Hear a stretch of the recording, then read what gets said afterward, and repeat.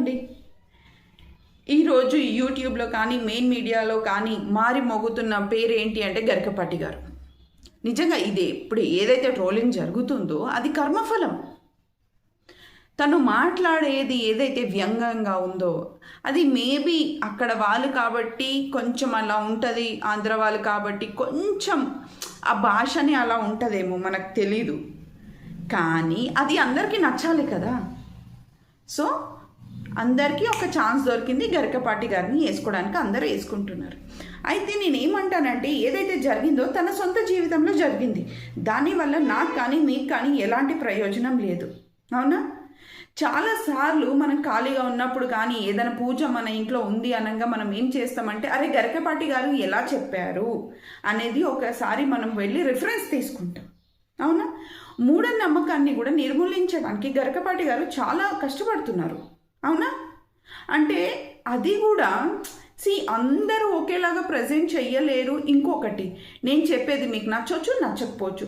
So అలాంటి కొన్ని విషయాల్లో ఏమైంది అంటే గరికపాటి గారు చెప్పేవి కొందరికి నచ్చలేదు. ఫర్ ఎగ్జాంపుల్ వెంకటేశ్వర స్వామిని వెళ్ళి గుడిలో పూజ చెయ్యాలి, ఎందుకు ఇంట్లో చేసుకుంటే అయిపోదా అని అంటారు.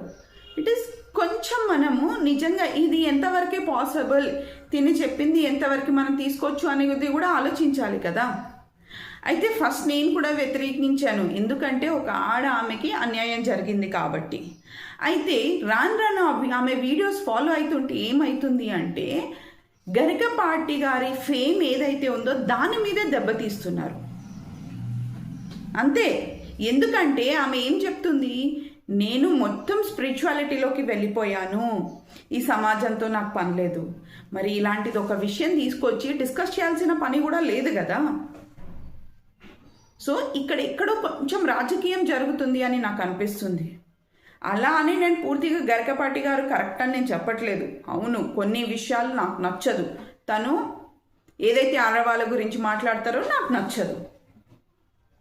సో ఏంటంటే మనకి ఎంతవరకు అవసరం, మనం ఎంత తీసుకోవాలి ఈ విషయంలో అనేది మనం ఆలోచించాలి.